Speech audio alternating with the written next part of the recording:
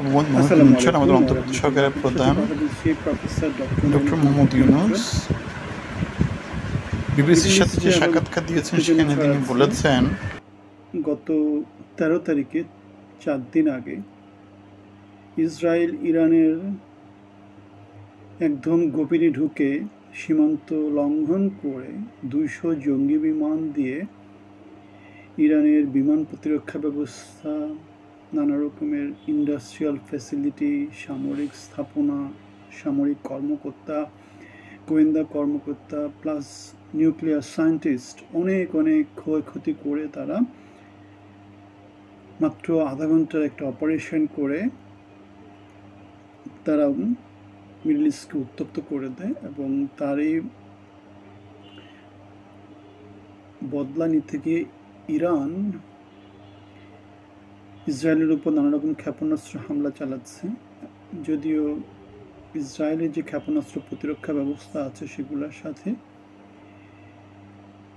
ইরানের যে ক্ষেপণাস্ত্র হামলাগুলো চলতেছে সেগুলো খুব বেশি কাজে দিচ্ছে না। আর ইসরায়েল যে আক্রমণগুলো করেছে ইরানের ভিতরে ঢুকে, সে আক্রমণের ফলে ইরানের যে সক্ষমতা তার অনেক কিছু কিন্তু কমে গেছে। এবং কারণ ইরানের ক্ষেপণাস্ত্র উৎক্ষেপণ মঞ্চ টঞ্চ যা কিছু আছে অনেক কিছু ধ্বংস করে দেওয়া হয়েছে। ইরানের বিমান প্রতিরক্ষা ব্যবস্থা ধ্বংস করে দেওয়া হয়েছে, যার ফলে এখন ইসরায়েলেরা যেটা দাবি করছে সেটা হচ্ছে তারা যে কোনো সময় ইরানের মধ্যে বিমান নিয়ে ঢুকে যেতে পারে এবং ইরানের ভিতরে নানা রকম ধ্বংসযজ্ঞ চালাতে পারে। এই অবস্থায় আমাদের কাছে প্রশ্ন হতে পারে, কেন ইসরায়েল ইরানের ভিতরে গিয়ে এমন একটা দুর্ধর্ষ আক্রমণ চালালো? তার একটা কারণ হচ্ছে ইসরায়েলের কাছে একটা গোয়েন্দা তথ্য ছিল যে ইরান কিছুদিনের মধ্যে পারমাণবিক বোমা বানাবে। এখন পারমাণবিক বোমা বানালে মিডল ইস্টে ইসরায়েলের যে আধিপত্য আছে সে আধিপত্যটা নষ্ট হয়ে যাবে, ক্ষুণ্ণ হয়ে যাবে। সেই জন্য আমরা দেখেছি ইসরায়েল সব সময় যারাই পারমাণবিক শক্তি অর্জন করতে চেষ্টা করেছে মিডল ইস্টে, যারাই একটু মাথা তুলে দাঁড়াতে চেষ্টা করেছে তাদেরকে কি করেছে, আক্রমণ করে একেবারে ধ্বংস করে দেওয়া হয়েছে। এরকম হয়েছিল ইরাকে, হয়েছিল ইরানে, কয়েকবারই তো হয়েছে। এখন ইরানিকে আসলেই পারমাণবিক বোমা বানানোর ক্যাপাসিটি আছে কিনা? আমরা বলেছিলাম যে এর আগে একটা ভিডিও করেছিলাম যে পারমাণবিক বোমা বানাতে হলে যে ইউরেনিয়ামের যে আকরিক আছে সে 235টা মোটামুটি 90%-এর মতো বিশুদ্ধ করতে হয় এবং খনিতে যেটা পাওয়া যায় সেটা হচ্ছে মাত্র 0.05% বিশুদ্ধতার পাওয়া যায়। সেটাকে নানা রকমভাবে পরিশুদ্ধ করে U-238 এবং U-235কে আলাদা করে ফেলা হয় এবং U-235-এর পরিমাণটা সেন্ট্রিফিউগাল পদ্ধতিতে নানা রকম করে বাড়ানো হয়। এখন এই বাড়ানোর চেষ্টাটা ইরান তাদের অনেকগুলো ফ্যাসিলিটিতে তারা সেটা চালু রেখেছে এবং ফ্যাসিলিটিগুলো অনেকগুলো ভূমির উপরে আছে, অনেকগুলো ভূমির নিচে আছে। যেগুলো ভূমির উপরে আছে সেগুলোতে হয়তো বা ইসরায়েল অ্যাটাক করতে পেরেছে, কিন্তু এমন ফ্যাসিলিটি আছে যেটা মাটির নিচে এবং সেটা হচ্ছে প্রায় বিশাল পর্বতের নিচে, এমন অনেক ফ্যাসিলিটি ইরানের আছে। সুতরাং ইসরায়েল যেই উদ্দেশ্য নিয়ে ইরানে আক্রমণ করেছে সেই উদ্দেশ্য হয়তো বা তেমন করে সফল হয়নি, কারণ ইরান যে সক্ষমতা অর্জন করছে সেই সক্ষমতাটা তার দিন দিন হয়তো আগানোর চেষ্টা করছে। মার্কিন গোয়েন্দা তথ্য অনুসারে ইরান এখনও পারমাণবিক বোমা বানানোর ক্যাপাসিটি অর্জন করতে পারেনি, তবে তারা 60% বিশুদ্ধ করার যে প্রক্রিয়া সেই প্রক্রিয়াতে তারা হয়তো এগিয়ে গিয়েছে। কিন্তু সামরিক ক্ষেত্রে ব্যবহার করার জন্য, পারমাণবিক বোমা তৈরি করার জন্য যে বিশুদ্ধতা লাগে সেটা হচ্ছে কি 90%-এর বেশি। সুতরাং সেটা অর্জন করতে তাদের আরও অনেক সময় লেগে যাবে। এখন আরেকটা গোয়েন্দা তথ্য অনুসারে ইরানের কাছে 400 কিলোর মতো কি আছে, ইউরেনিয়াম আছে এবং সেখান থেকে তারা প্রায় 8-10টার মতো পারমাণবিক বোমা বানানোর সক্ষমতা রাখে। এখন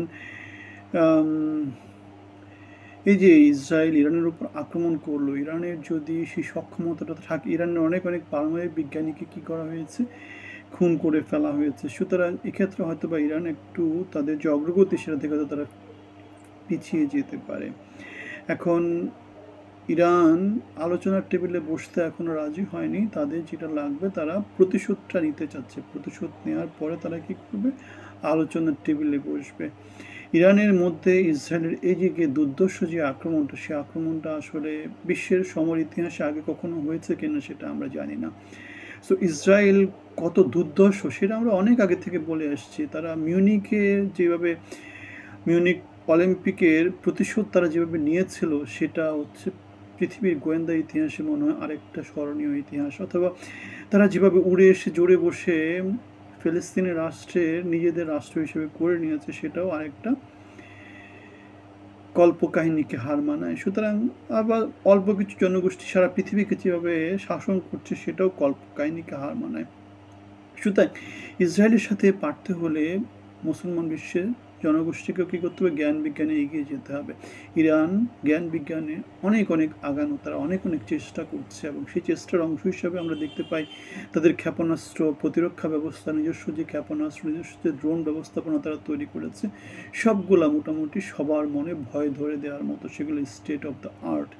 সুতরাং মিডল ইস্টে যেটা হচ্ছে সেটা হচ্ছে আসলে বাগে বাগে লড়াই হচ্ছে। সেই লড়াইতে এখনও ইসরায়েল আগানো আছে, এবং ইসরায়েল চাচ্ছে তাদের সেই নিরঙ্কুশ সংখ্যা অথবা নিরঙ্কুশ যে আধিপত্য, সেটাকে তারা বজায় রাখতে।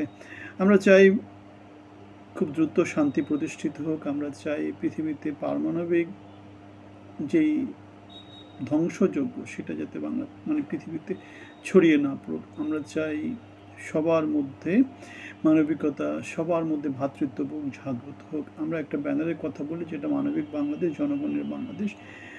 সেখানে আপনাদেরকে আমাদের সাথে অংশী হওয়ার জন্য আমন্ত্রণ জানাচ্ছি। আমরা কোটা আন্দোলনে ছিলাম, আমরা বিএনপি 17 বছরের গণতান্ত্রিক আন্দোলনে ছিলাম, আমরা বাংলাদেশের হয়ে কথা বলি। আমরা হাসিনা সরকারের রোষের মুখে পড়ে 5 বছর আগে চাকরি হারিয়েছিলাম। আপনাদের সবার জন্য অনেক শুভকামনা থাকলো। সবাই ভালো থাকবেন, সুস্থ থাকবেন। আমাদের এই ভিডিওগুলো যেগুলো আমরা তৈরি করি, সেগুলো লাইক শেয়ার দিয়ে আমাদেরকে উৎসাহ জানাবেন। ভালো থাকবেন, ধন্যবাদ।